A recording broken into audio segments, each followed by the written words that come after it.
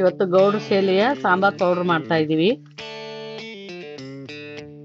ನಾವಿವಾಗ ಅರ್ಧ ಕೆಜಿ ಮನಿಕಟ್ ಮೆಣಸಿನ್ಕಾಯಿ, 1/4 ಕೆಜಿ ಗುಂಟೂರು ಮೆಣಸಿನ್ಕಾಯಿ, 1/4 ಕೆಜಿ ಗುಂಡ್ ಮೆಣಸಿನ್ಕಾಯಿ, 1/4 ಕೆಜಿ ಬೇಡಿಗೆ ಮೆಣಸಿನ್ಕಾಯಿ, 1 ಕೆಜಿ ಧನಿಯಾ ತಗೊಂಡಿದೀವಿ, 1/4 ಕೆಜಿ ಜೀರಿಗೆ ತಗೊಂಡಿದೀವಿ, 200 ಗ್ರಾಮ್ ಮೆಣಸು ತಗೊಂಡಿದೀವಿ, 1 ಕಪ್ಪು ಅಕ್ಕಿ, ಒಂದು ಸ್ವಲ್ಪ ಅರಿಶಿನ ಕೊಂಬು, ಸ್ವಲ್ಪ ಮೆಂತ್ಯ, 1 ಕಾಫಿ ಲೋಟ ಉದ್ದಿನಬೇಳೆ, 1 ಕಾಫಿ ಲೋಟ ತೊಗರಿಬೇಳೆ, 1 ಕಾಫಿ ಲೋಟ ಹೆಸರು ಕಾಳು, 1 ಕಾಫಿ ಲೋಟ ಕಡಲೆಕಾಳು, ಸ್ವಲ್ಪ ಇಂಗು, 1 ಹಿಡಿ ಕರಿಬೇವಿನ ಸೊಪ್ಪು. ಇದು ಎಲ್ಲದನ್ನು ಒಂದು ಬಾಣಲೆಯಲ್ಲೇ ಹುರ್ಕೊಳ್ಳಿ. ಕೆಂಪಗಾಗೋವರೆಗೂ ಹುರ್ಕೊಬೇಡಿ, ಸ್ವಲ್ಪ ಲೈಟಾಗಿ ಹುರ್ಕೊಂಡು ಮಿಷಿನಲ್ಲಿ ಪೌಡ್ರ್ ಮಾಡ್ಕೊಂಬನ್ನಿ.